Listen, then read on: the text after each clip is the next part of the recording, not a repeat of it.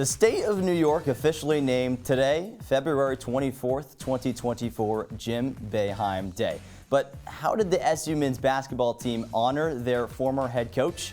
In the only way they knew how. Cardiac Q style, an 88-85 win over Notre Dame. SU was cruising in the first half, up as many as 29 points. But in the second half, it was a different story. The 2-3 zone surely wouldn't have made Mr. Boeheim very proud. And the shot selection on the other end, recipes for disasters.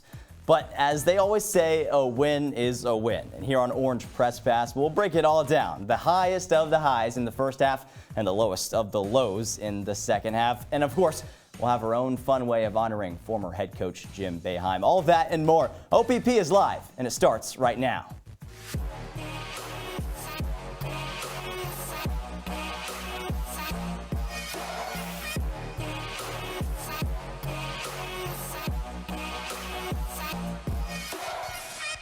Hey, how's it going? Welcome into our CitrusTV studios to Orange Press Pass. I'm Nick Luttrell. That's Sam Reis. That's Gabe Perrin. Like I said, Syracuse men's basketball gets the 88-85 win over Notre Dame. Guys, welcome in. Should be a very exciting show. Gabe Perrin making his OPP debut. Sam's been on here a few times. He's know what he's doing by now. So, Sam, we're going to start with you. Well, what are your initial reactions after watching that game that ended a few hours ago? Yeah, my immediate reaction, Nick, is that this team can't really be trusted. And what I mean by that is it's been proven time and time again this season that the Syracuse men's basketball team is just incapable of delivering a full 40-minute performance, and no matter what lead they have, no lead is safe. I mean, let's face it, this was a game where they should have won. They were cruising in the first half. Nick mentioned it, a 29-point lead, and Notre Dame almost came out with the victory when all was said and done. If they did, that would have been the biggest comeback in ACC history, so it was nearly catastrophic for the Syracuse team,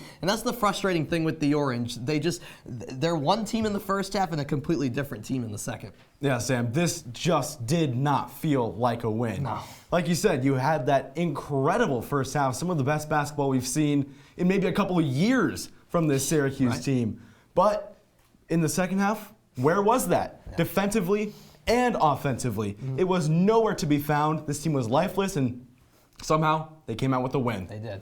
And it was a bit of a shocking win, I guess. I mean, people figured they were going to win at the beginning of at halftime, I guess, when we had our little halftime show that we did. Right. But in the second half, I don't know if anyone could have expected what happened in that game. But to show you how that game went down, we will bring you the highlights. Jim Boeheim Day inside the Dome. We'll go to JMA Wireless, and just like it was earlier in the week, Chris Bell got it started early on for the Syracuse Orange. He dominated in the Tuesday win against NC State, and he dominated early on in this game against Notre Dame. Not only was Chris Bell dominating, everyone was getting a share of the ball in this one. Judah Mintz with that acrobatic and one. And right here, Quadir Copeland bounces out the kick to J.J. Starling. That three-pointer put SU up 22-9 on the other end. Transition defense, not quite as good for the Orange as the Irish throw down that dunk, but a surprising new addition. I don't know. It seems like I don't know where he's been, but Justin Taylor makes a good layup there. SU was up 40-16 at that point.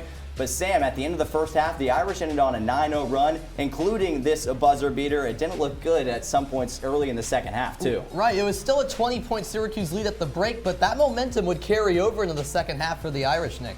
Yeah, the Irish continued to, or found ways to somehow take down the 2-3 zone of the Syracuse Orange. And it was one player in particular that really seemed to harm the Orange all day long, Gabe, and that was Braden Shrewsbury. Yeah, Shrewsbury knows that the only way to beat that 2-3 zone is to shoot threes, and he did that exceptionally. 6 for 9 from the field, all in the second half. So you saw that Shrewsbury three-pointer right there. SU still trying to stay within, or not cut the deficit down to too much for Notre Dame. You saw that floater there from J.J. Starling, and then Shrewsbury again shooting lights out from three in this game. Something that Daily Orange and WAER could have used a few nights ago in the Media Cup inside of the Dome. But Notre Dame continuing to shoot well from beyond the arc. But here's where it ended. 9 seconds left. SU only up by 3. Notre Dame going to have one last chance. A three-pointer is no good. Marcus Burton, 28 points on the day for the Irish, but Syracuse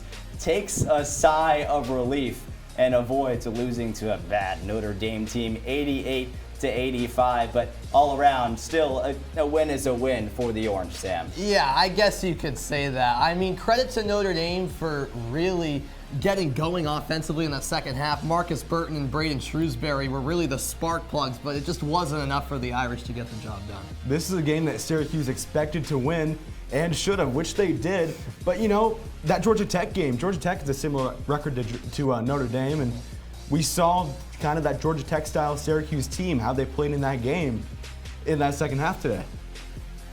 Now for more on today's game, we bring in our one and only Ben Spector, who's live inside of the Dome. He was watching the game, saw the fans, saw Jim Boeheim, all those fun things. Now, Ben, we got to start with our first question before we get to Gabe and Sam. We saw a lot of guys who got involved for the Orange today, and one of them, as I mentioned, was Justin Taylor. He's really been quiet lately, but sort of had I don't know if you can call it a breakout game with 10 points on the day. Ben, what did you see out of Taylor's performance today? Well, Nick, all 5 starters finished in double figures, and one of them, Justin Taylor, he hadn't had double figures since February 3rd against Wake Forest. That was a loss on the road, but what Justin Taylor was doing today was he was moving off the ball, and his teammates found him, especially on the inside. He was confident in the paint, and Justin Taylor just continued to contribute offensively. Adrian Autry talked about it after the game. This is a guy that's received a lot of criticism because he's in that starting lineup. There's such high expectations, but either way, today against Notre Dame in this big victory for the Cuse late in the season, Justin Taylor stepped up offensively. Ben, great to see you. It looked like a fantastic environment in the Dome today. I saw over 25,000 on hand. I want to know what that energy and atmosphere was like in the final stretch of this game when Notre Dame started to make things interesting. Did you sense a nervous energy, or what was that like in those final minutes?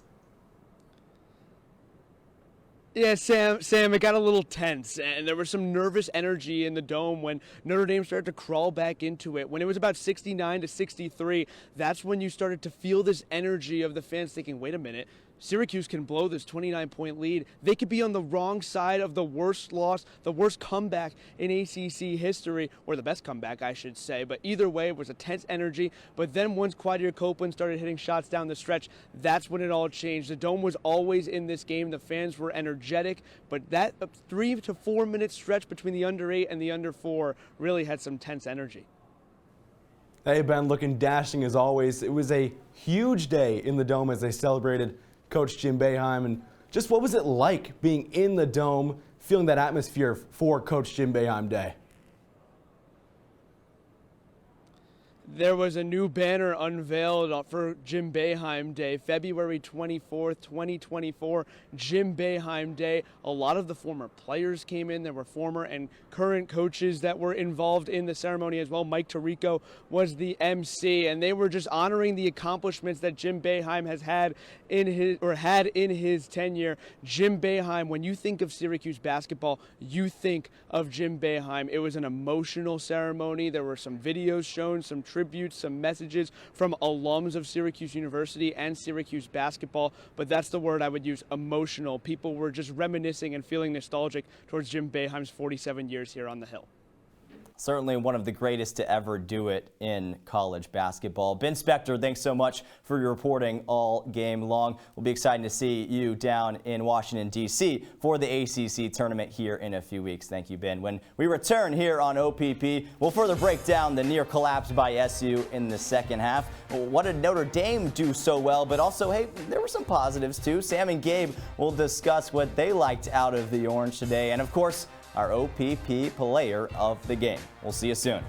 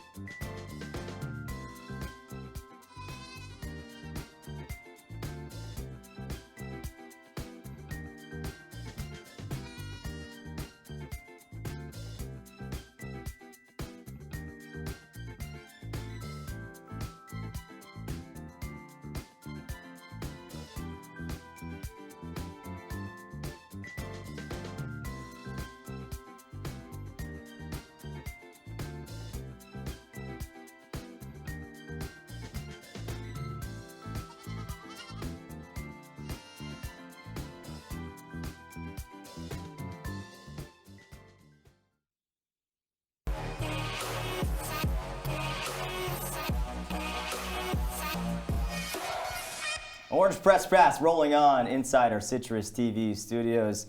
That's Sam Reis. That's Gabe Perrin. I am Nick Luttrell, your host for this post-game show. Syracuse gets the win 88-85 inside JMA Wireless. Now, guys, we got to talk about, as I just mentioned, a bit of a second half meltdown for the Orange. Thankfully, they did get the end. They did get the win by 3, but in the second half, it was not pretty. I don't know how else you describe it, Sam. Oh, that's a great way to put it. I mean, 56 points allowed by Syracuse in that second half alone after what was a solid first half defensively, I thought. And quite frankly, you know, Wake Forest, you got to give a little bit of credit to them. They went 10 for 15 from 3, but I thought overall Syracuse on the defensive end was just too slow at times to close down that perimeter and quiet down that hot three-point shooting. And then offensively for Syracuse as well, Gabe, the Orange dropped off significantly. After shooting 56% in the first half, went just 29% from the field in the second half. So I think it was a combination of both for Syracuse. Sam, this looked like a more recent Jim Boeheim team out there. It did. You can't just let up 10 of 15 from 3 in the second half, and that was a major part of that second half collapse. And it was a momentum thing, really. Every single time that Notre Dame hit a big time shot, Q showed zero resilience. You see those second half differences there. Just a tragic, tragic number from the Orange. All season long, it's been Syracuse has struggled in the second half. You just saw it on that graphic game after game. Inconsistency is part of it, but struggling in the second half is something SU hasn't done too good.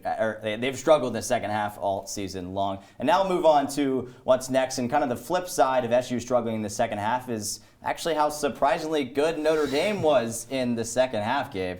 Yeah, Notre Dame never lost confidence. And I mean, never. Even in that first half, they were down 29 points. We can say it as much as we want. 29 points. Yeah. But they never lost that confidence. We saw it the entire time. Any other regional team, honestly, would have given up.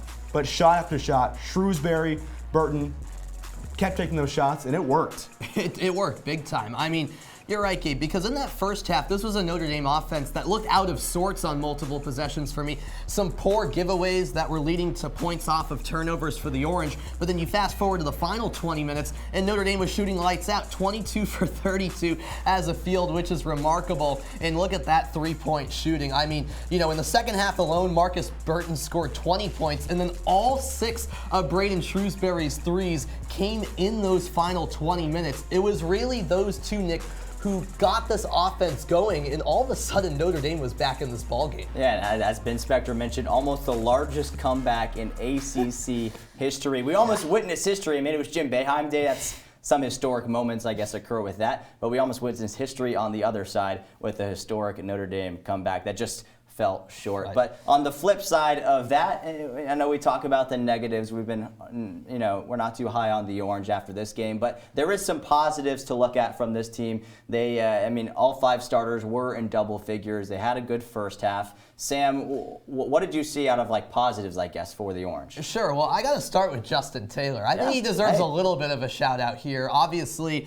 it's been a troublesome season for the sophomore who, quite frankly, had a lot of expectations, and he just hasn't been the type of player we expected him to be. But tonight he goes out there, scores 10 points, which is tied for a high this season against ACC opponents, dating back to that Wake Forest game, and a perfect 4 for 4 from the field as well. Even saw him getting involved down low in the paint. And overall, it was an offense that wasn't over-reliant on the likes of Judah Mintz and J.J. Starling, which hasn't been the case all season. So to see all 5 starters getting double figures, that's certainly a positive, Gabe. Sam, it's been talked about all year. Judah Mintz playing way too much hero ball, and that results usually in disaster for Syracuse. But all 5 starters in double digits.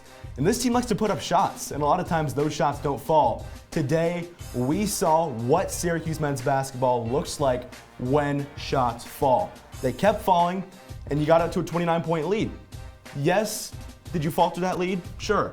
But you won because you had that lead at the half. And also Chris Bell with 18 points tonight. He was a reliable 4 for 5 from 3. I like Bell's game tonight because he didn't shoot too many threes, but when he did, he knocked down those shots. Bell is always so confident. That's just the way he is.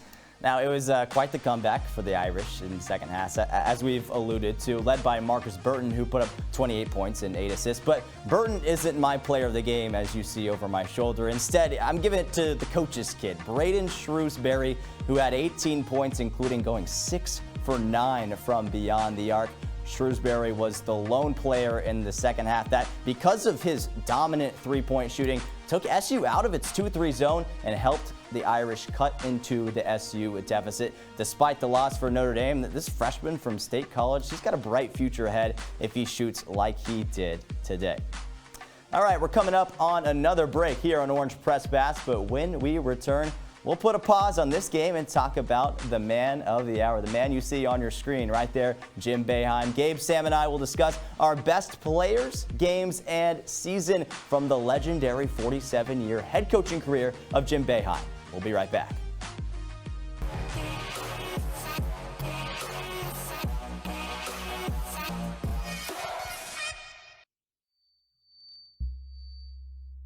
Women are bad with money.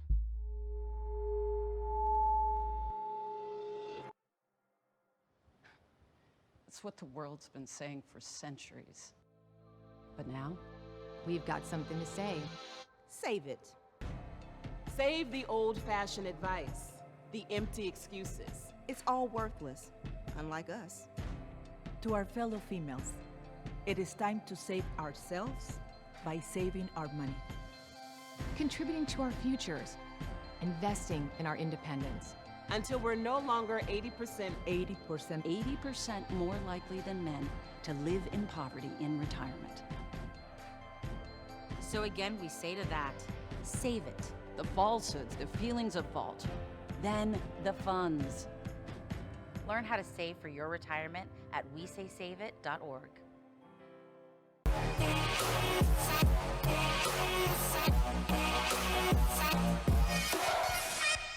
Hey, welcome back to Orange Press Pass, our post-game show after Syracuse gets the 88-85 win over Notre Dame. I'm Nick Luttrell, that's Sam Reis and Gabe Perrin. We're going to put the game aside because, you know, it was a fun game, but maybe nothing too much to look at for the rest of the season. We're going to look at the historic day that it was for Jim Boeheim, the legendary head coach for Syracuse men's basketball, 47 years. I mean, you look at all these pictures here and you see the legacy that he had at Syracuse for this men's basketball team. And we got to look at a couple different categories when we think about the Boeheim area, Sam. And the first one, I'm going to go to you first. Yeah. Who is the best player, or in your opinion, the best player in the Jim Boeheim era? Well, hear me out here. I'm going all the way back to the start of Jim Boeheim's career. The black and white days. The black and white days. You nailed it. I'm going with Sherman Douglas. Good one. I mean, this guy was the ultimate playmaker. He also led Syracuse to its first Final Four when Boeheim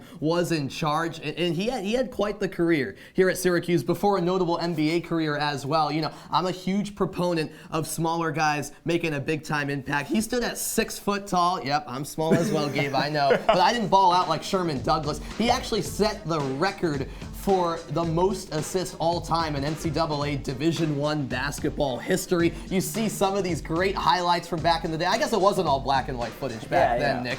But some color. You get the point. He was an impact player and such a fun guy to watch. Look at that, between the legs, a football snap pass right there. I think Sherman Douglas is a great shout, even if it was from back in the 80s. You know, I got to go actually a little further back, not too further back, but to the master of the shake and bake. Dwayne Pearl Washington. 16 points a game in his career. All Big East, all 3 years he played here. Had that iconic half-court shot as a freshman against Boston College. Pearl Washington has huge respect for the city of Syracuse, the school of Syracuse. He's a legend and one of the best to ever do it for the Orange. Certainly. Sherman Douglas, Pearl Washington, great players kind of back in the day for the Orange, but I don't know how we don't mention Carmelo Anthony, and that's the player I have to choose if I had to pick somebody. Obviously led the Orange to a national championship. Did either one of the two guys do that? No. They had great careers. I don't want to give up what they did for their careers with the Orange, but what Carmelo Anthony did just in his 1 year for the Orange and then went on to have a historic NBA career, one of the best to go on to play in the NBA. say, for multiple teams. But man, you look at all three of these players, and I mean, I try to hype up my guy Carmelo Anthony, but all three of them have had historic seasons for the Orange, and they're definitely in the top, all three of those, the top 5, top 10 of Syracuse basketball players that have played for Jim Boeheim. So we look at Jim Boeheim's career, we talk about the players. Now we got to move on to the best game that we've seen in the Jim Boeheim era. And Gabe, we're going to go to you first. You're somewhat of a Syracuse fan. You've been watching them for a while now. Too long. What game sticks out to you in the Jim Boeheim era? I mean, I got to go with the game, right? The national championship game. Yeah. The biggest game in Syracuse basketball history, still the best game in Syracuse basketball history. I want to highlight some performances from this game because we talk about the championship, but how about how good some of these players played? Carmelo Anthony, 20 points, 10 rebounds, 7 assists. Jerry McNamara, 18 points. Billy Edelin, 12 points off of the bench. What a monumental moment for the program, and one you just can't ignore. Absolutely. What about you, Sam? Listen, that's obviously a great shout, no doubt about it. But I'm going to go back to 2009 on a night at Madison Square Garden, a 6 overtime game back in the good old Big East days between Syracuse and UConn. The Orange prevailed in the second longest game in NCAA basketball history. I have it right here. The game started at 9:36, a late tip in itself. It ended at 1:22 in the morning, and you'll see some of the great highlights here. At the end of regulation, actually, Devendorf hit a three-pointer. Eric Devendorf from the right wing. He released it about 0.1 seconds too late after a review. So Syracuse had thought they'd won, but little did they know they would go to 6 overtimes after that. And the best part about it is Syracuse never led for 1 second in the first 5 overtime periods, ended up pulling it out in the 6th. I mean, nothing beats that, Nick. It was epic. A historic game. One of the goals I had when I came to Syracuse was to watch that game in its entirety. Wow. And I still haven't actually done it because I don't know where I'm going to find the 4.5 hours, 5 hours to actually watch that game. But both of those were great games. I'm going still a little bit earlier. 2016, the Elite 8 game between Syracuse and Virginia. A comeback win as Syracuse down the #1 seed. And this is a team in 2016 that SU lost to Virginia 3 times that year. And then they come back, they win this game, a historic moment for the Orange. And it was a great game for everyone, but a specific guy was Malachi Richardson. He dominated. He had 21 of his 23 points in the second half, including a 25-4 run for the Orange to end the game. A comeback win, a historic win for Syracuse. That's my best game. There's a lot of good games we have to look at. That's my best game when we look at them. But now we looked at best game. We looked at best player. Now we got to wrap it up. We got to look at the entire season. Sam, we'll go to you for this last topic bar here. The best season in the Jim Boeheim answer. We all kind of know like what the answer kind of should be. We've talked about it a little bit. We have to choose all 3 different answers because that's what they make us do, the producers. But they're great. They're great. That's what they make us do. But Sam, best season in the Jim Boeheim era. I had the fortune of getting first choice on this one, Nick. So I of course got to go with that 02-03 national championship winning season for the Syracuse team. There were so many unique storylines about this team. They actually lost their season opener. I don't know if you guys knew that. Wow. They lost the season opener to Memphis, but really started to gel after a while with a young squad. Their statement win in the regular season was taking down second-ranked Pitt at the time when both Syracuse and Pitt were in the Big East before they made that move to the ACC. And then the NCAA tournament. They had a 1-point win against Auburn in the Sweet 16 to ultimately beat Kansas in the final eventually. And how about Carmelo Anthony? I mean, that season as a freshman, you touched on it earlier, Nick, 22 points per game that season and 10 rebounds. He was averaging a double-double. And Jerry McNamara, also a freshman. These young guys were just getting it done in a memorable season, to say the least. Well, Sam, I got to go a little more recent, about 10 years after that season. Yeah. The 2013-2014 season. Good shot. First year for Syracuse in the ACC, and the talent on this team was just insane. Jeremy Grant, CJ Fair, Tyler Ennis, Rakeem Christmas. I mean, come on. Now, this team started out 25-0, and they were #1. Yeah. A little bit of a late season collapse, but a very, very memorable team.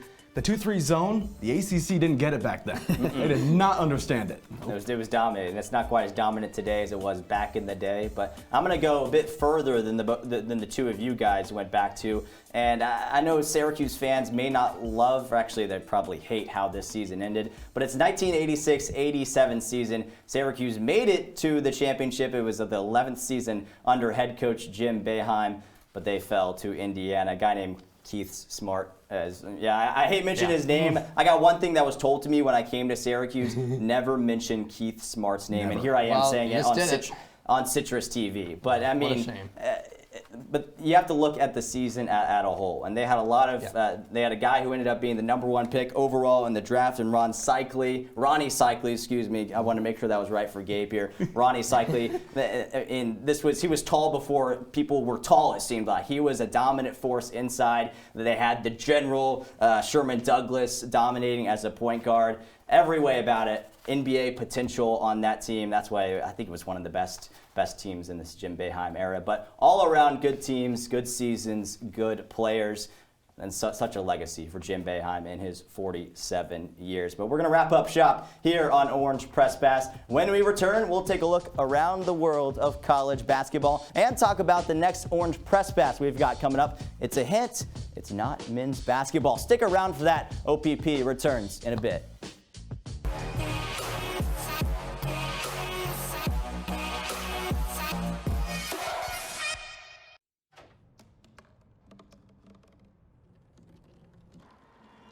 Everybody has a dream.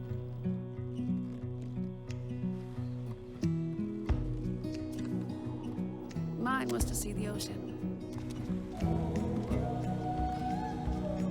And with a little help, I made it.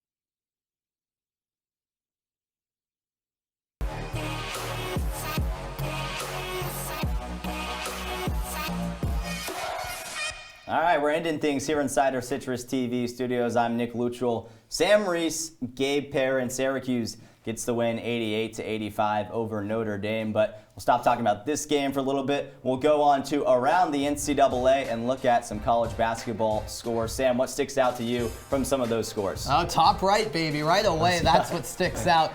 Wake Forest beating Duke. That's massive for the Demon Deacons' tournament chances. That just went final, Gabe. Yeah, and I really like that SEC matchup, Bama and Kentucky. Two teams with really up and down seasons, but so many good pieces across both of those squads. Should be a fun one in less than 4 hours, and now we'll take a look at the next Orange Press Pass. Gabe, it's Syracuse women's basketball. Should be fun to watch Jiaja Fair in the orange try to pull off an upset against the Wolfpack. What a showdown going on the road. It's the season closer. You got to make a statement win. Obviously, if you're Syracuse, you're already in the tournament, but you just had a rough loss to Duke. Win this game and make a statement. It's a big-time game. The toughest opponent Syracuse will face this season, and in the regular season finale, nonetheless, that'll be a good test for them heading into the postseason with high expectations. Absolutely. Women's basketball has been great all season long, but now we're going to wrap things up with our final thoughts for SU men's basketball for today's win over Notre Dame. And Sam, as always, we'll come to you first. As we wrap up everything, what are your final thoughts for today? Yeah, I mean, I get that they say a win is a win, but this didn't really feel like a win. A near catastrophic collapse against a very poor Wake Forest team. This doesn't give, if you're a Syracuse fan, this doesn't give you a lot of confidence going forward the rest of the season. Yeah, I got to go similar, Sam. Cuse survived, I guess. Yeah. You see some of these really bad losses that this team takes, and then they come back with a win of sorts. Yes, it's a win on the schedule, but in many people's hearts, I don't think so. So I think a win is a win, but hey, we're gonna put those things aside because we got to end the show. That's Sam Reis, that's Gabe Perrin. Thanks to our executive producer Rihanna. I'm Nick Luttrell saying so long from Orange Press Pass.